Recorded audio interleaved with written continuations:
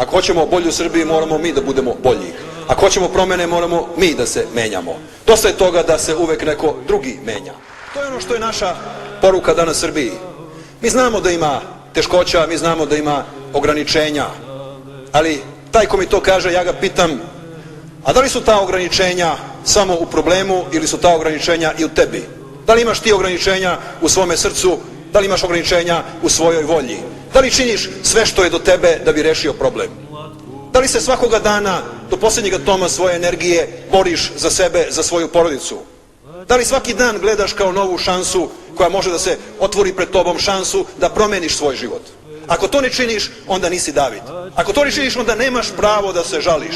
Najpre u svom životu uradi ono što možeš da uradiš i onda budi siguran, tvoja država će stati iza tebe, jer ovo je država i ovo je vlast koja će stati iza svakog svog građanina. Ali on mora uspravno da stane.